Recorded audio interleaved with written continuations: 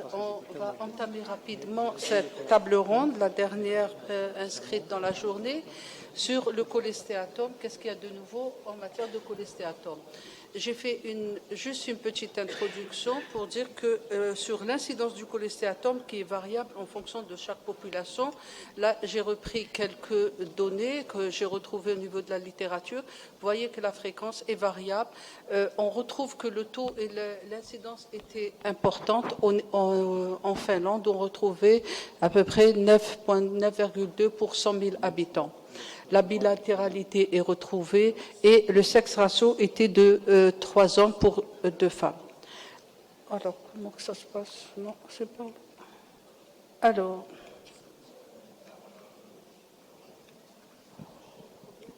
il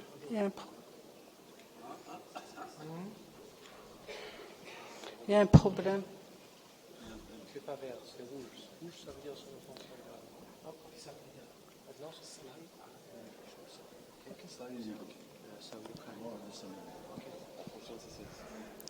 Donc la prochaine, oui. La prochaine, ça y est, ça s'est passé. Pour l'enfant, on a vu que le cholestéatome était un peu moins fréquent. Il était beaucoup plus un cholestéatome acquis. On avait plus ou moins 3 enfants, plus ou moins 3 enfants pour 100 000 par an. Alors le diagnostic reste otoscopique, il n'y a rien de nouveau, c'est le diagnostic otoscopique. L'imagerie, elle est pas dans un but diagnostique, mais beaucoup plus pour adapter une technique chirurgicale en fonction de chaque patient.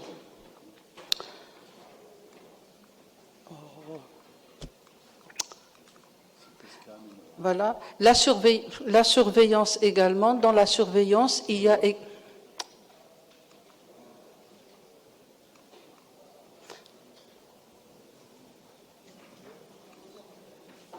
y a quelque chose qui ne va pas.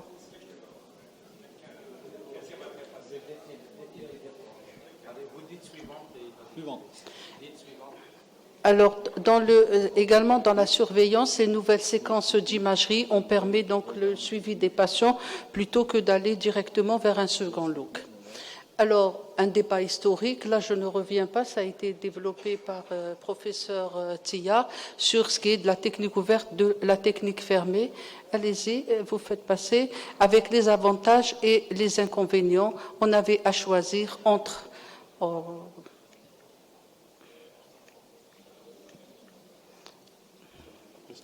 Mergon, tu fais passer parce qu'il y a un problème. On revient en arrière. Je reviens en arrière. Non, tu reviens en arrière. Non, en arrière. Non, en arrière. Non. Voilà, c'était toujours à choisir entre le confort du patient. Est-ce qu'on était pour le confort ou pour la sécurité du patient? Prochain diapo.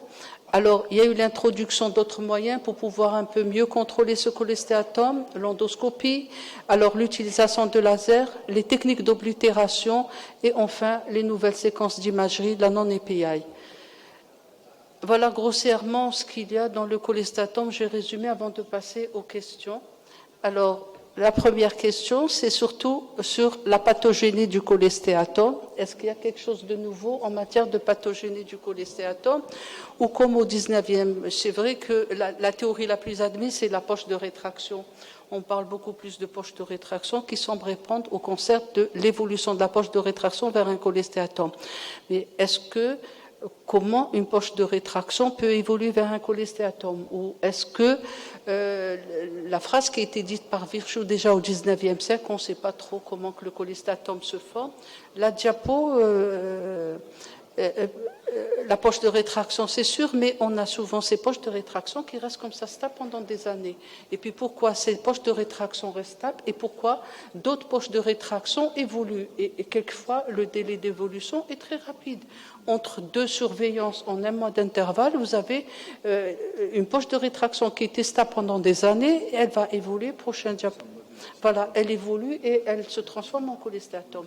Est-ce qu'il y a quelque chose de nouveau dans cette pathogénie? Est-ce qu'on peut expliquer comment qu'on arrive à évoluer vers ce cholestéatome? Alors, à M. Dubreuil? Non, on commence par M. Dubreuil. Si vous voulez, oui. Mais écoutez, non, moi je reste toujours la pathogénie qui est toujours la même, c'est-à-dire celle d'une rétraction souvent postérieure ou aticale qui évolue, et on ne sait pas quels sont les mécanismes qui font qu'elle est stable pendant 3 ans et qu'elle évolue ensuite rapidement. C'est probablement ce que vous avez souligné dans la table ronde précédente, c'est-à-dire les phénomènes biochimiques qui arrivent à l'intérieur de l'oreille, c'est-à-dire la muqueuse qui s'abîme, qui ne respire pas, avec une perturbation des échanges gazeux qui fait que la poche est évolutive alors qu'elle pouvait être stable. Donc c'est un phénomène qui surviennent secondairement, qui expliquent l'évolutivité de ces poches. Oui, Monsieur Tembry. I could not understand. What is the question?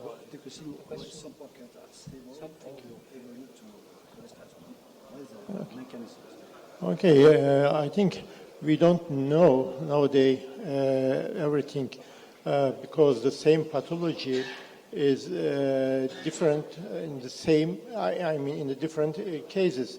So maybe because of the mucosal pathology or mastoid pathology, or maybe because of the eustachian tube pathology. We don't know exactly why some cases has just retraction pouch and why the other has cholesteatoma. Donc on peut dire, Monsieur Utenbry, qu'on est comme au niveau du 19e siècle, on ne sait pas trop, ou alors il y a une c'est nouvelle pas théorie. correct. Alors moi, j'ai un autre avis. Je viens sur le problème de la pathologie de l'origine.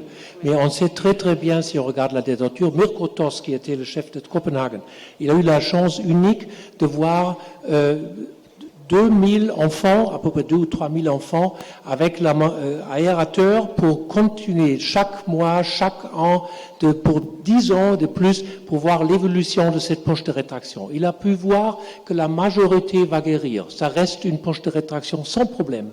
Mais il y a quelques-uns, un peu moins de 20%, 10%, où la poche de rétraction devient plus profonde parce qu'il y avait une inflammation.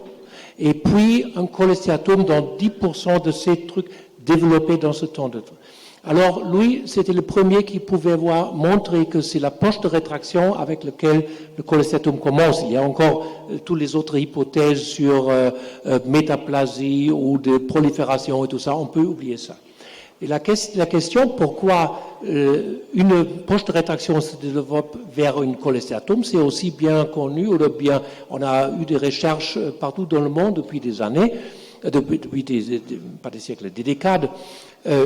Normalement, la peau de notre membrane tympanique, c'est la seule place de la peau dans tout le corps qui a la possibilité de migrer en horizontal, sauf les ongles. Les ongles. Toute l'autre peau, nous avons une peau de squamous epithelium kératinisé.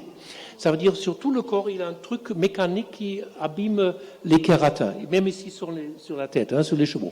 Mais il y a un endroit où la nature n'a pas eu une possibilité mécanique de nettoyage. C'est l'oreille, la membrane tympanique. C'est pour cela il y a une migration horizontale vers l'extérieur. Et si cette migration est abîmée, parce que, par exemple, il y a une poche de rétraction est trop basse, trop profonde, il y a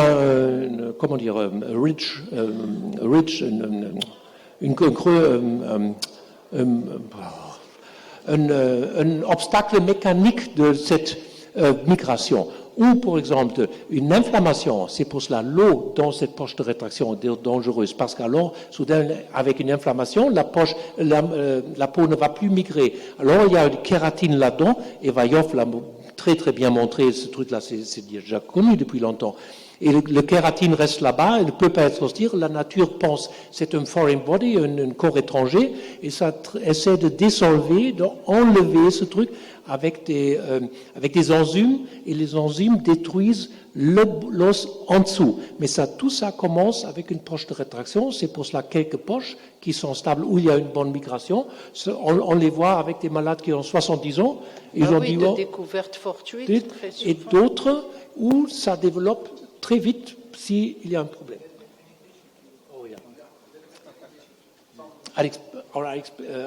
Je vais l'expliquer après peut-être. Oui.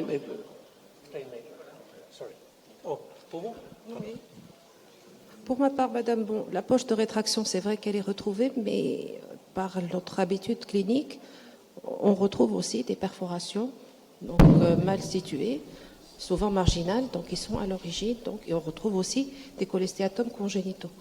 Donc, est-ce qu'on peut dire, sur le plan pathogénique, bon, je pose cette question à mes maîtres, qu'il n'y a pas un seul cholestéatome, mais plusieurs cholestéatomes. Oui, ça c'est Voilà. sûr. D'après les images qu'on a montrées, vous voyez, c'est à travers des perforations. Là, peut-être que vous avez anticipé sur la Madame prochaine. Appuyez, s'il vous plaît. Madame, est-ce que je peux juste... Pardon.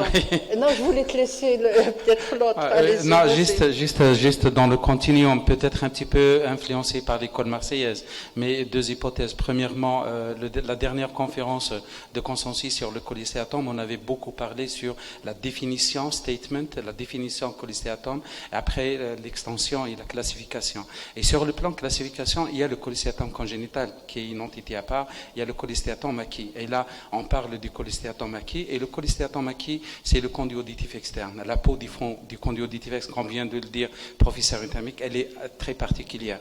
J'avais assisté avec des Japonais, on a vu beaucoup de travaux, et là, deux mécanismes. La théorie immunologique qu'avait avancée l'école marseillaise, la cellule de Langerhans, et surtout la deuxième hypothèse, qui est la levée de frénation, parce que sur le plan embryologique, c'est que la peau, elle va creuser à l'intérieur pour créer le canal thibaut-tympanique de Kolliker.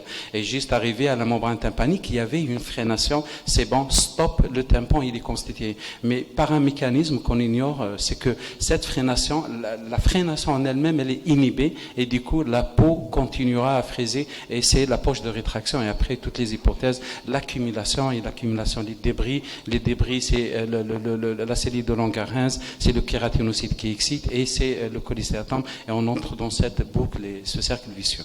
Voilà. Merci. Prochaine. Là, je voulais juste poser justement dans quel cas. Ça, c'est un enfant de 2 ans et demi. Ça a été très difficile pour faire le diagnostic. La perforation, c'est un conduit assez de calibre très réduit. Une petite perforation aticale, mais en ouvrant, regardez le cholestéatome qui est dans la mastoïde.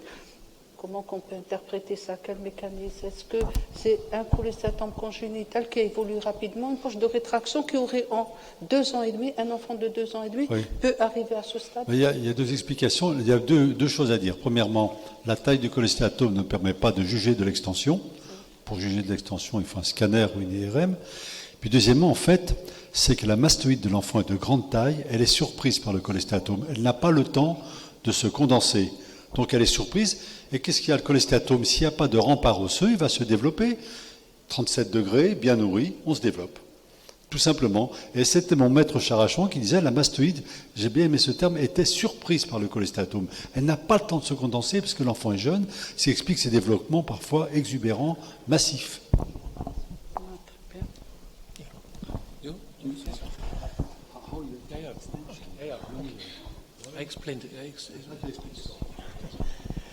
As we saw tomorrow during the today during the Utenberger's case, there is very small retraction push on the attic, but very huge cholesteatoma inside of the mastoid. So it may happen, especially during the young ages. You see the cholesteatoma much more aggressive than the older ages. So we see that kind of cases. Oui, parce que ça c'est aussi bien connu dans la littérature, que le cholestéatome de l'enfant est plus agressif parce que le turnover, la mitose chez l'enfant, c'est beaucoup plus vite. Mais je veux méfier un peu de parler d'une perforation. C'est pas une perforation. Ça vient encore de nos ancêtres qui n'avaient pas de microscope. Ils regardaient dans leurs oreilles et aujourd'hui, vous avez vu, il y avait première vue, une perforation sur l'attique. Mais en réalité, c'est la peau qui entre, qui fait plus grand poche de rétraction, même cholestéatome. Mais en réalité, c'est toujours définition de cholestéatome, c'est peau au mauvais endroit derrière la membrane tympanique. C'est pas une perforation en réalité. C'est très très rare. Auparavant, c'était c'était difficile de faire le diagnostic. C'est un peu sur ce petit suintement et la fétidité qui a attiré l'attention, et bien sûr sur l'imagerie. Mais moi, ce qui m'étonne, c'est qu'il n'a que 2 ans et demi, c'est d'une agressivité un peu particulière. Et on opère et j'ai des cas où j'ai opéré 9 fois parce que ça revenait toujours. Ça, Ah oui, avec le cartilage, n'importe où. Seulement l'oblitération à la fin, ça finit. Parce que c'est M. Benzamit qui a demandé, professeur Benzamit.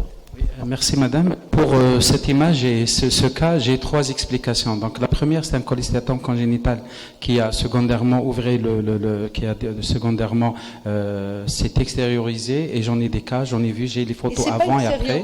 Là, c'est en Mais l'autoré. Mais après, il y avait l'autoré. Quand j'ai fraisé la paroi latérale de la mastoïde, que je tombe sur cette cavité remplie de... Et deuxièmement, je reviens sur la fameuse hypothèse de Riedi, celle de l'invagination papillaire. Donc un îlot de cellule épidermique qui s'invagine et ça va faire un îlot et voilà. Donc ça me rappelle aussi cette hypothèse aussi.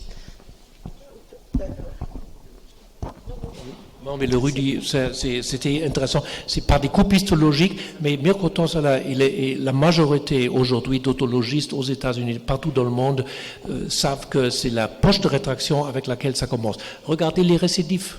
Tous les récidifs de cholestéatome sont toujours des poches de rétraction. Il n'y a jamais de papillomateuse growth. C'était auparavant. Très bien. Prochaine diapo. Est-ce que vous voulez poser des questions? Est-ce que le nombre de cas que vous avez par an, à peu près par mois ou par an, quel est le nombre approximativement de patients que vous prenez en charge? Beaucoup. Moi, j'en sais rien du tout. Beaucoup, mais alors là, vous dire un nombre, je ne sais pas, beaucoup. Approximativement Mais par mois, pratiquement disons, plus d'enfants par mois, parce que vous avez des listes d'attente. Non, j'ai pas le droit d'opérer les enfants de moins de 10 ans, c'est comme ça, mais les adultes, je dirais, on a fait 4-5 par semaine, pas plus. 4-5 par semaine, Ouais. c'est quand même assez fort. Oui, je sais pas, mais Et peut-être vous faites beaucoup plus d'autologie, c'est un on fait service que dédié que d'autologie, donc c'est un peu d'autologie. biaisé, je peux pas Oui. dire plus de choses. Oui, si vous voulez. Bon, j'ai pas de chiffres à donner, mais j'opère moins maintenant dans le privé que quand j'étais dans le public. Et deuxième, je dirais 1-2 malades 10-15 jours. Actuellement, mon rythme, mais je reste pas autologiste, je fais un peu de tout. C'est la numéro, ça dépend du centre. Si vous êtes un ORL en privé dans le milieu de Sahara, vous ne trouverez pas beaucoup, quelques fois par an. Mais quand vous êtes un centre où tous les envois, par exemple à Dresden, quand j'ai commencé, c'était juste après la Révolution, j'ai dit on s'arrête on ne veut pas avoir plus que 3 cholestéatomes par jour pour opérer. Parce qu'il y avait tellement de cholestéatomes. Et aujourd'hui, c'est beaucoup moins. Pourquoi? Parce qu'il y a beaucoup de médecins à l'extérieur qui opèrent déjà les poches de rétraction au premier stage et qui donnent des antibiotiques et tout ça. Je reviendrai sous ça. Alors, les grandes cholestéatomes comme celle-ci, c'est rare.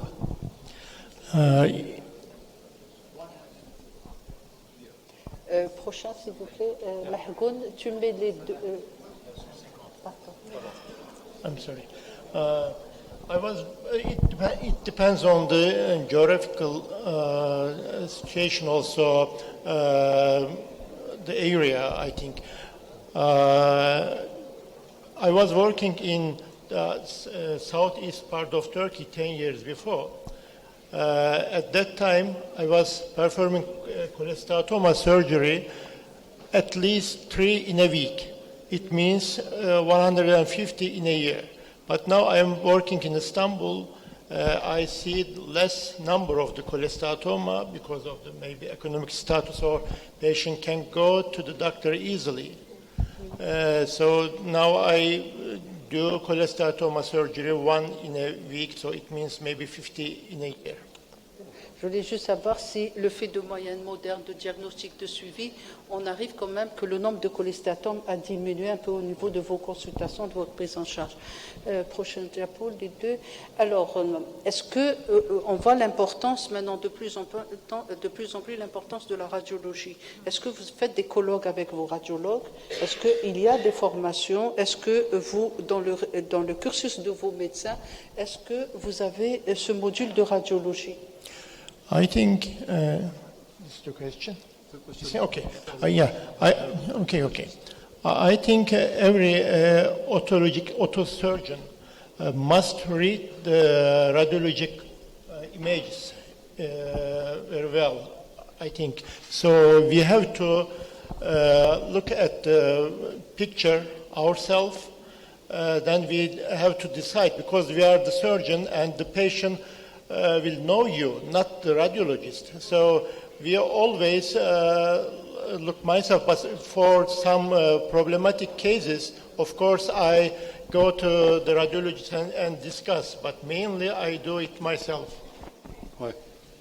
Nous, c'est pareil, on les interprète nous-mêmes. S'il est exceptionnel qu'on voit les radiologues, sauf bien sûr en auto-neurochirurgie ou pour des formes qui seraient en dehors du rocher. On demanderait des IRM, mais sinon on est tellement bien enseigné en matière de radiologie que souvent on fait de meilleures interprétations que les radiologues. Oui, c'est à Dresden et à Cologne, on avait chaque semaine 1 heure de collaboration, un stage avec les radiologues. Il nous a montré tous les cas qui étaient intéressants pendant la semaine. Et nous étions stupéfaits ce qu'il pouvait lire du cou, du nez, du bas de crâne et tout ça. Mais l'oreille, le rocher, il a dit, je suis heureux que je suis venu chez vous parce que vous pouvez m'expliquer l'anatomie compliquée du rocher. Et c'est nous qui l'expliquons. Oui, Oui, et c'est pour ça que je dis, est-ce qu'ils travaillent ensemble? Est-ce qu'il y a un colloque où on travaille régulièrement pour justement planifier la technique chirurgicale? Pour notre part, donc, on s'est initié donc, pour la lecture, donc aussi bien du scanner que de l'IRM. Mais vrai, madame, que personnellement, je garde un contact facile avec mes amis radiologues. Et à chaque fois qu'il y a un cas litigieux donc, ou difficile, je prends le dossier et je vais le discuter avec eux. Voilà. Uniquement les cas litigieux. Mais je pense que c'est, est-ce que vous pensez qu'il doit y avoir dans la formation, qu'il y ait quand même la formation en radiologie des résidents, ou alors est-ce qu'il faut prévoir ça sous forme d'un CES, quelque chose, pour qu'ils puissent interpréter? Parce qu'on a eu beaucoup de problèmes, là, c'est pas pour...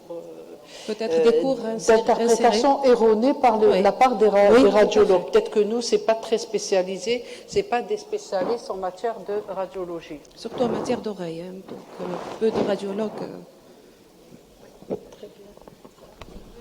Je voudrais juste partager l'idée, c'est que Madame Yahé, on avait cette idée l'année dernière d'organiser le premier masterclass qui était consacré à la radiologie du temporal. Donc vous avez tout l'honneur d'avoir pensé à cette idée parce qu'on avait remarqué que même les radiologues avaient beaucoup de problèmes à interpréter le temporal. Et Madame Yahé avait organisé un masterclass, c'était magnifique, rien que pour l'imagerie du temporal.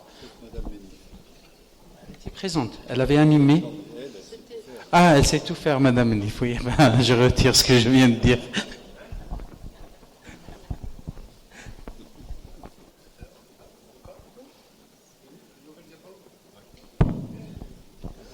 Alors, vous savez qu'il y a eu quand même, est-ce que vous adoptez cette classification qui a été... Alors, est-ce que vous adoptez cette classification sur le cholestéatome, fait une classification stadique pour pouvoir comparer les résultats? Vous avez ces groupes, l'IANO et la Japanese Otology Society qui avaient travaillé, et il y a eu... Professeur Benzamit a participé au vote, et est-ce que vous appliquez pour pouvoir donner, on aura les mêmes résultats? Parce que là, on peut avoir un cholestéatome limité à la type petit cholestéatome par rapport à un cholestéatome assez important au niveau des résus. Là, les résultats, on parle de résiduels, etc. C'est pas du tout, on n'est pas dans le même cas. Est-ce que cette classification, ce stadique, est adoptée ou non? Est-ce que vous utilisez ça? Pas tout à fait, non, j'ai pas besoin des Japonais pour cette... En fait, il y a deux choses. Il y a les Européens également. Non, ou bien le cholestéatome touche les osselets. Ça, c'est plus compliqué, il y a un danger. Deuxièmement, le cholestéatome est dans la tique. C'est plus facile, il y a la méninge. Troisièmement, le cholestéatome est à un endroit difficile, comme le sinus tympani. On risque d'en laisser. Quatrièmement, le cholestéatome est diffluent. Donc, c'est pas tellement la position qui compte. Soit c'est un sac, soit les diffluents. Et c'est totalement différent. Donc, si vous voulez dire que c'est atical et mastoïdien, tympanal, c'est bien, mais opérer un sac de cholestéatome, c'est pas comme opérer un cholestéatome diffluent. Donc, moi, ce qui compte, c'est la position par rapport aux osselets, le rétrotympanum qui est difficile à opérer, l'attique, c'est facile, mais attention à les méninges. Et puis l'aspect en sac ou l'aspect diffluent. C'est ma classification à moi qui est clinique et chirurgicale. Non, c'est justement, si j'ai un cholestatome au niveau des résisus, ce ne sera pas le même que la difficulté est beaucoup plus importante. Donc le résiduel serait plus important. À ce moment-là, il faut utiliser des moyens complémentaires, c'est-à-dire ceux qui n'utilisent pas, qui utilisent que le microscope, c'est utiliser l'endoscope pour contrôler la partie postérieure du rétrotympanope. Le résiduel sera plus important. Si vous utilisez bien un endoscope, vous diminuez de beaucoup. Alors le résiduel, après on ne va pas parler de la récidive, mais le résiduel, à mon avis, c'est surtout sur les formes diffluentes. Les formes diffluentes, vous en laissez un petit bout dans une cellule, vous aurez un résiduel, même si vous avez bien fait votre travail, vous avez passé 2 heures dessus. Alors si c'est un sac, il y a beaucoup moins de risques. Donc la forme du cholestéatome compte beaucoup plus. C'est sûr, un cholestéatome surinfecté ou un cholestéatome sec. Mais est-ce que vous êtes d'accord? On nous a toujours appris que quelquefois, quelle que soit la méthode d'exploration, il y a certains sinus tympaniques où on n'arrivait pas à les déloger. Le cholestéatome, on ne les délogeait pas. On est sûr. On nous disait, votre conviction, est-ce que vous avez réellement sûr d'avoir tout? Et je pense que on n'est pas sûr dans certaines situations, dans certaines localisations. Vous avez tout à fait raison. À moins d'utiliser l'auto-endoscope, mais c'est une sécurité. Mais après, il faut aller le chercher. Si le sinus tympani est extrêmement profond, souvent, il manque l'instrument pour aller chercher dans le fond. C'est pour ça que peut-être pour différencier, pour dire que je n'ai pas plus de récidives que d'autres, c'est par rapport à la situation, exactement. La situation par rapport également au développement de ce cholestéatome, etc. Et puis enfin, il y a ce qu'on dit toujours, Margot nous dit aussi, c'est l'aspect de la muqueuse. Si la muqueuse est un peu épaisse, ça va beaucoup plus vite. Peut-être ça pourrait compléter, parce que c'était pas... professeur Benzamit était là-bas, et les gens ont critiqué justement cette classification, etc., parce qu'il manquait certains éléments importants. Si je ne me trompe pas, professeur Oui, madame, c'est-à-dire, je confirme la classification des cholestéatomes, même quand j'ai fait la revue de l'historique, il y avait plusieurs tentatives de classification. Sana, Zimi, professeur Magnan, il y avait ici en Algérie M. Selman qui parlait de l'extension. Mais là, c'est un travail, c'est les Japonais qui ont commencé à faire ça. La Japanese Society, ils ont fait un système de stadification des cholestéatomes pour que dans les congrès, on parle le même langage. Le cholestéatome, il est localisé où, son extension, sa forme, etc., les dégâts au niveau de la chaîne musculaire, pour que dans les congrès, quand on dit qu'est-ce que ça veut dire en fait un cholestéatome, et on dit huge cholestéatome, what means that? C'était ça en fait le problème, et qu'on donne les résultats. Après, les Européens, l'European Academy, Otologie et Neurotologie, avaient pris contact avec la société japonaise et avaient créé un comité. The committee was presided by Professor Nuri Ozgugin. Arman Angesulu is there also. De l'Allemagne, il y avait Sudhof, et il y avait un groupe de travail, aussi bien l'European Academy et la Japanese Society. Et la conférence de consensus, ça s'est passé en 2016 à Édimbourg. Donc à Édimbourg, ils ont fait ça, ils ont voté, ils ont adopté ce système. Mais c'est un système qui est toujours, à chaque fois, ils essayent de le remettre. Et la dernière Pulitzer Society, ils l'ont fait, et peut-être l'année prochaine à Shanghai, ils vont remettre ce système. C'est qu'on parle le même langage. That we can say the same language in conference about cholesteatoma and extension of cholesteatoma. On essaie, on avance.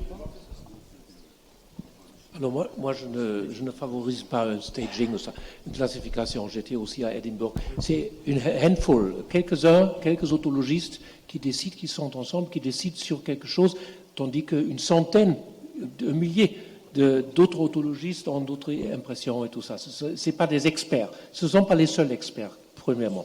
Deuxièmement, aucun malade est guéri seulement par une classification. Ça n'aide à rien. Ça aide peut-être à remplir les bouquins, les journaux, de travailler pour les jeunes gens, pour travailler, pour les faire travailler dans les nuits, pour mettre les cholestéatomes dans les classifications, mais ça ne sert à rien. Alors moi je n'ai rien à faire avec les classifications. Excusez-moi. Mais... Ben oui, la salle peut intervenir, bien sûr. Il y a un autre problème avec ces classifications, qui est une classification rétrospective. Il n'y a pas de scanner, il n'y a pas de IRM. On ne voit vraiment pas l'extension clinique. On ne peut pas, par exemple, dans la tête et le cou, on peut classifier le malade, on peut dire il y a une extension dans le larynx, il y a des ganglions, on peut planifier notre chirurgie. Mais dans cette classification, il n'y a vraiment pas une classification prospective. C'est-à-dire, je ne vais pas dire c'est un stage 2, alors je vais faire une telle opération. Et c'est une classification rétrospective. Et c'est la grande critique.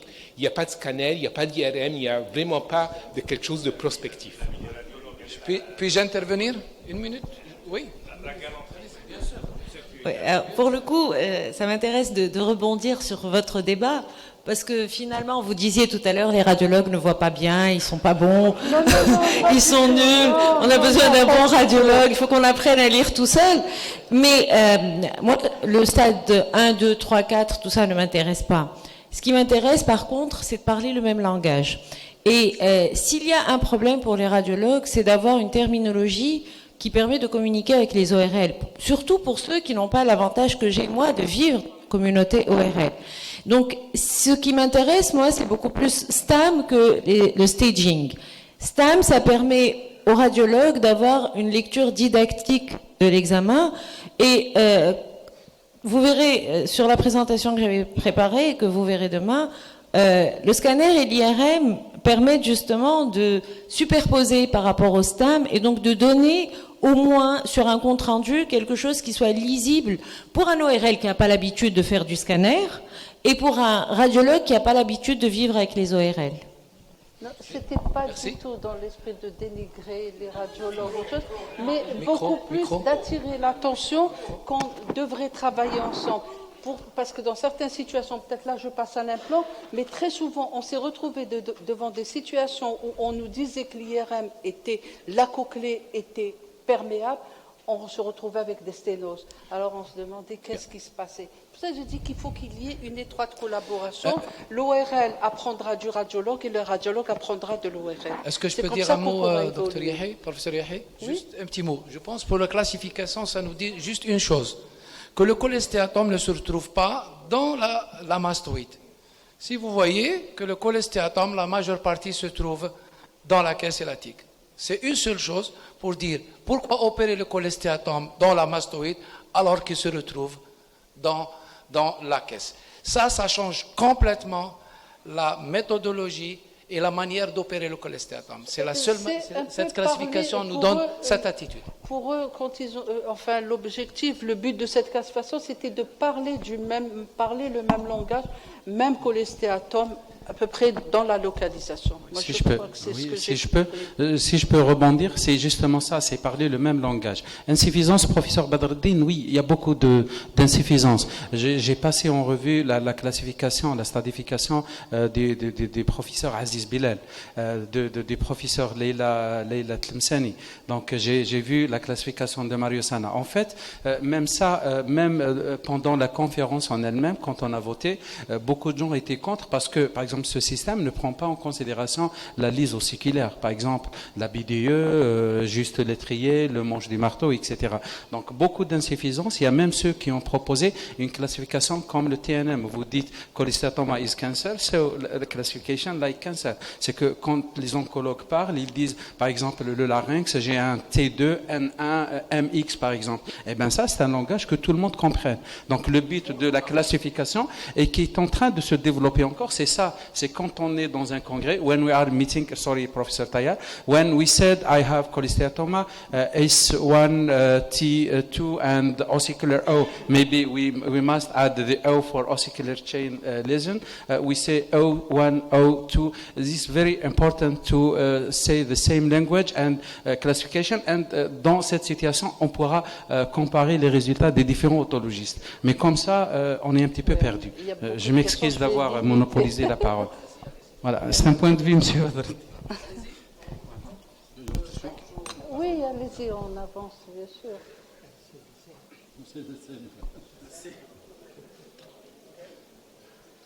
Alors, technique chirurgicale, qu'est-ce qu'on fait? Bon, ça revient, le débat. Alors, je sais que la tendance actuelle, c'est de parler de l'oblitération. Pourtant, ça existait. Le comblement existait. Maintenant, il a toujours existé, on l'a abandonné, on revient. Je me rappelle des coques qu'on mettait pour combler l'attique, qu'on comblait, puis on revenait. Non, il fallait quand même qu'il y ait une bonne aération, que le défilé. Maintenant, qu'est-ce qu'il faut faire? Technique systématique avec comblement. J'ai mis en principe en anglais également. La question, tout est posé en anglais. Est-ce que maintenant, technique systématiquement, technique fermée, comblement, technique ouverte, comblement? Je veux dire un mot sur le comblement, parce que vous dites que ça existe depuis longtemps. Oui. Obliteration. Et parce que je me souviens, quand j'étais très très jeune, c'était Moiser, par exemple, à Wuppertal. Il a jeté son sous-fixe dans la mastoïde, il a comblé. Il était déchiré sur la table par les grands maîtres, Plester, Wulstein et tout ça. Ils ont dit, mais vous tuez le malade, vous mettez le reste du cholestéatome derrière le ciment et vous tuez le malade. Et alors le pauvre Moser, il sortait de là. Et heureusement, j'ai pu le voir et je dis, mais regardez, vos idées ont été bien, mais il faut savoir qu'il ne faut jamais le mettre sur un cholestéatome. Il faut être à 100% sûr qu'il n'y a pas de cellules restées. Ça veut dire les principes de comblement étaient toujours là, mais ils ne sont jamais abîmés, mais sont grandis de plus en plus, parce que de plus en plus des chirurgiens ont vu qu'on reste avec 60-70% de récidives. C'est pas oublié, c'est pas une brise de l'air qui va et vient, mais c'est un développement, émergence continue qui devient de plus en plus grand. Je vous laisse un mot. Complètement, parce que c'est dans les mêmes, les questions sont, ça se continue.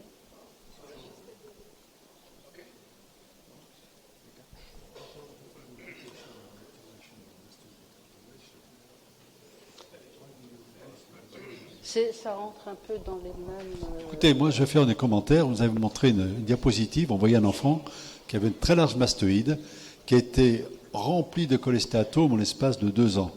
Pourquoi? Qu'est-ce qui va gagner? Est-ce que c'est l'os qui va gagner ou est-ce que c'est le cholestéatome si on lui laisse le soin de se développer? Je pense que les techniques d'oblitération, à condition que le cholestéatome ait été enlevé parfaitement, donc là c'est pareil, si c'est un sac, on a plus de chances de l'enlever complètement que si c'est un cholestéatome diffluent. Si on est sûr d'avoir enlevé le cholestéatome, donc là on se trouve en technique avec un mur complet, wall-up technique, à ce moment-là, moi j'oblitère, parce que qu'est-ce qui va gagner? C'est l'os qui va gagner vis-à-vis du cholestéatome. Il faut lui laisser aucune chance de se développer, et le cholestéatome se développe. S'il y a une cavité, s'il n'y a pas de cavité, il ne peut pas se développer. Tout simplement, donc je suis un fervent de l'oblitération de la cavité mastoïdienne avec de l'os, avec du bioglas, avec ce que vous voulez, mais à condition aussi de bien fermer l'espace entre l'attique et la caisse, parce que souvent les gens remplissent, ils ne font pas de fermeture, le rideau n'est pas tiré entre l'attique et la caisse, et vous voyez des granules de sueur, de n'importe quoi, qui filent dans la caisse, ça s'infecte. Donc il faut bien séparer les deux par du cartilage. And from the beginning to the end of this slide, I like to use inside-out technique for cholesteatoma surgery last 10 years, because as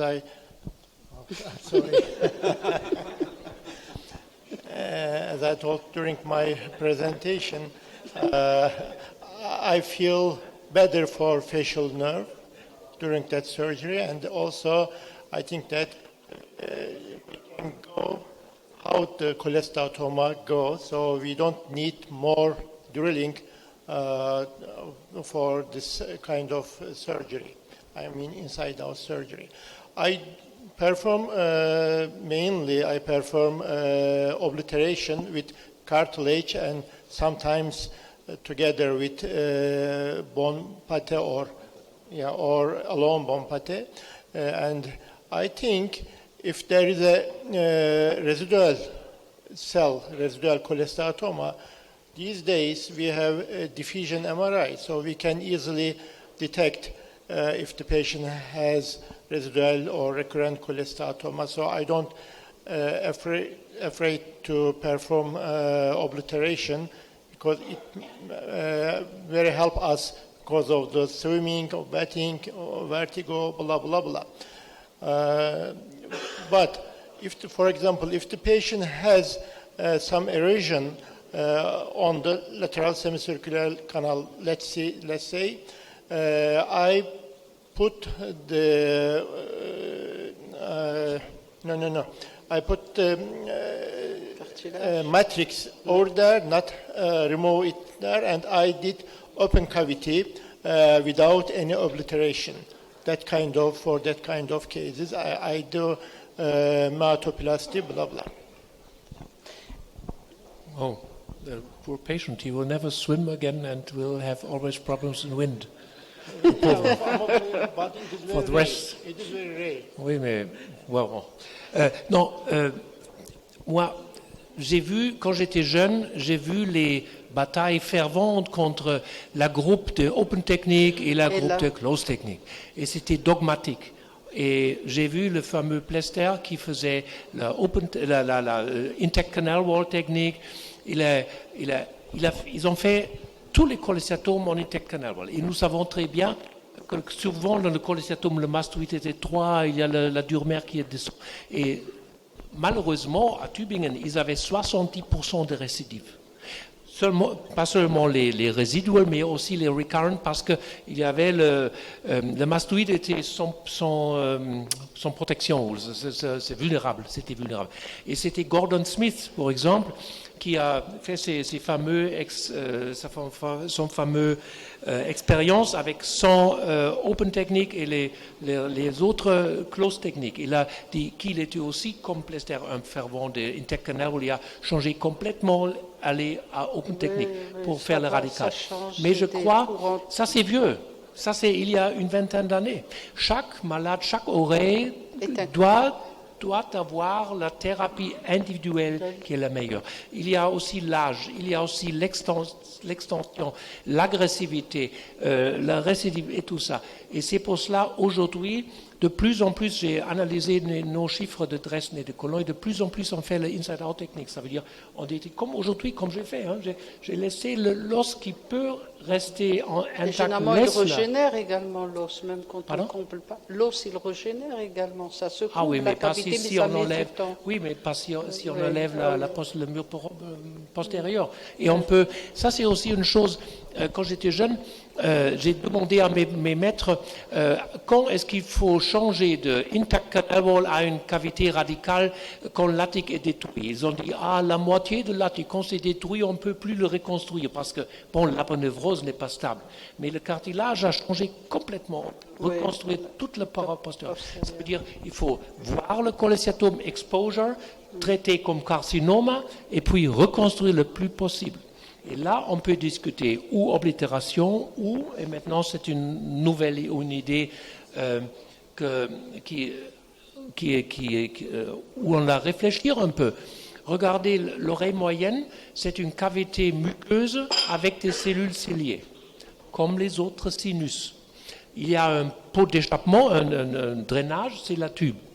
Parce que toutes les cavités muqueuses ont un pont d'échappement. Et regardez, qu'est-ce qu'ils font nos rhinologistes? Ils ont changé, quand j'étais jeune, on faisait encore la grande opération des sinus de l'extérieur.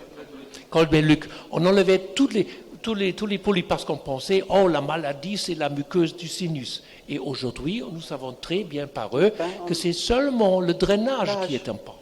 Il ne vaut presque aucun chirurgien de sinus va à l'extérieur. Il ne va pas même oblitérer le sinus frontal. Mais qu'est-ce que nous faisons? Nous allons encore dans l'oreille pour oblitérer le mastoïde parce que nous pensons qu'il y a la maladie. Peut-être qu'il vaut mieux de préserver le drainage vers le tube. C'est pour cela que j'utilise le silicone. Et pour avoir une réaération de la muqueuse qui produit de l'air de nouveau quand il n'y a plus d'inflammation et régénérer. Et il est vrai, moi, je ne fais presque plus de l'oblitération seulement dans les cas où il y a déjà des cavités radicales. Mais j'essaie de ne pas faire une cavité radicale, reconstruire avec le cartilage individuel. Chaque oreille reçoit la thérapie qui est nécessaire pour adaptée. Professeur Bechaoui, est-ce que vous faites du comblement ou vous gardez la technique fermée, reconstruire lorsqu'il y a des défects osseux? C'est bon.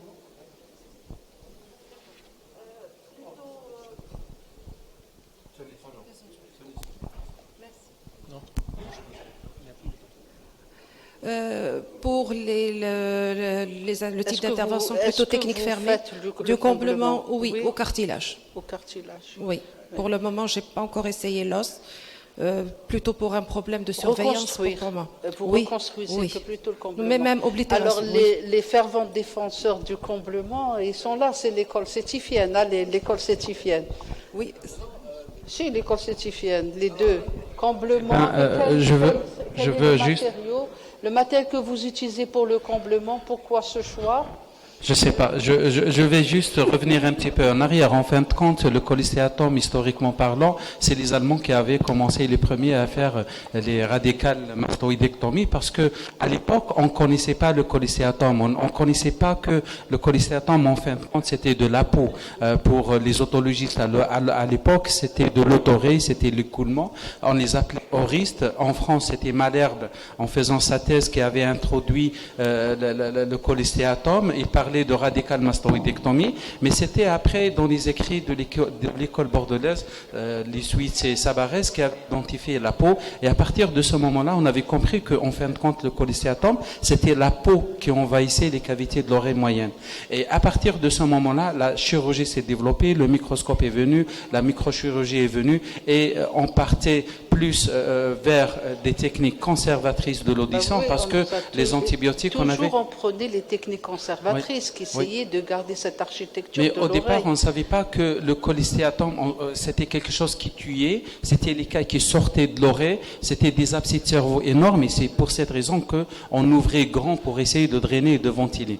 Donc après, maintenant, me concernant... Oui, me concernant actuellement, je suis jeune dans la pratique. I am young in the use of obliteration. Et ce que j'utilise, c'est bony obliteration, l'oblitération osseuse. Pourquoi? C'est des raisons économiques.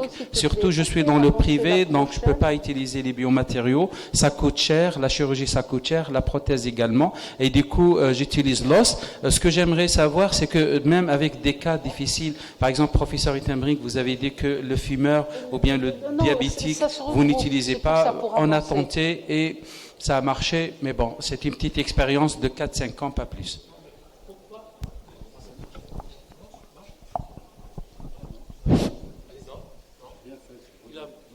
Pourquoi oblitérer, de nouveau, je vous pose seulement une question. Pourquoi oblitérer une cavité mastoïdienne avec une muqueuse saine? Pourquoi oblitérer? Est-ce que vous oblitérez aussi le sinus frontal quand vous ouvrez Mais toi, tu défends la théorie de l'oblitération. Ah, si, Mahagoun. Avec de l'os, si, avec la poudre d'os. Attendez, moi je parle le même langage que mon maître parce que j'ai fait une intervention. Non, Mahagoun. Non, Simplement, je fais le comblement aussi dans les cavités. Attendez, il y a une. J'ai fait une conférence. La table ronde, c'est nous. Allez, Madame Iri. Non, mais elle m'a Est-ce que quand vous oblitérez, est-ce que vous mettez le malade sous traitement? Pour ceux qui oblitèrent, qui font de l'oblitération, et quelle est la durée du traitement? L'oblitération, c'est jamais en première intention. C'est des malades qui ont des attiques qui sont complètement ouvertes, qui ont récidivé. C'est souvent en deuxième ou troisième intention, jamais en première intention, c'est évident. Alors, lorsqu'on fait un traitement, le risque quand même des oblitérations, c'est l'infection. Ben oui. C'est l'infection avec quoi? Avec du staphylocoque et du pyocyanique, qui sont l'état commensal dans l'oreille, mais comme on va modifier les conditions de développement, on risque d'avoir une infection avec des germes extrêmement dangereux. Donc, avant tout, il faut faire une asepsie rigoureuse, tout en sachant qu'on va opérer dans une oreille qui est peut-être sèche, mais qui n'est pas saine. Donc le risque quand même des comblements avec de l'os, avec de biomatériaux, c'est quand même le risque infectieux. Et n'importe quel antibiotique, il faudra prendre des antibiotiques, du Fortum, en fait des trucs très très forts, parce qu'on a affaire à des germes qui sont extrêmement dangereux, dont le pyocyanique. Donc avant tout, laver au moment de l'opération. Il faut beaucoup laver avant de faire...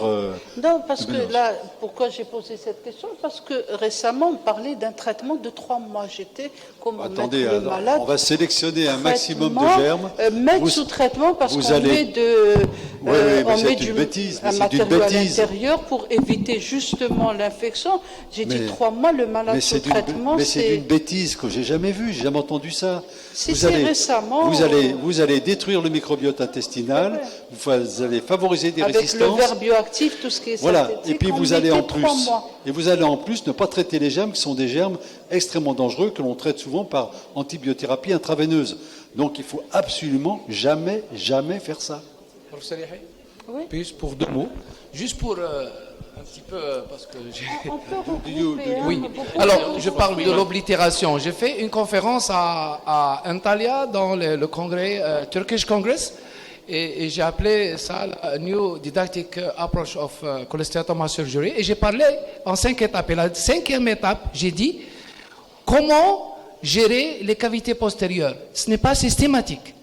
Si la mastoïde, elle est éburnée, on a une petite cavité. There is no need to preserve the cavity. Si la muqueuse, elle est malade et on ne peut pas rétablir, on ne peut pas prévoir que cette muqueuse va respirer encore une fois, on oblitère. Si on a une grande cavité pneumatisée et là, on espère que cette muqueuse va encore respirer, on va permettre à cette muqueuse de respirer. C'est en fonction de ce qu'on a. C'est l'état de la muqueuse, l'extension du cholestéatome et l'état de la mastoïde. La muqueuse, c'est toujours la muqueuse qui est Non, malade. non, C'est non. un problème de muqueuse dans le cholestérol. Non, ça dépend de l'aération. Ça dépend de l'état de la mastoïde, de l'extension du cholestéatome et l'état de la muqueuse. 3 facteurs qui nous permettent de décider. Si vous dites la muqueuse est malade, c'est le même. Si vous dites, Je suis gênée parce que je ne vous vois pas, je suis gênée par la si lumière.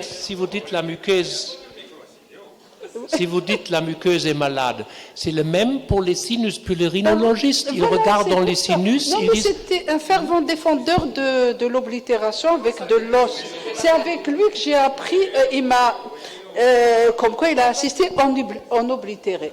C'est vrai, Benzami, toi aussi tu oblitères avec de l'os. Oui, j'oblitère.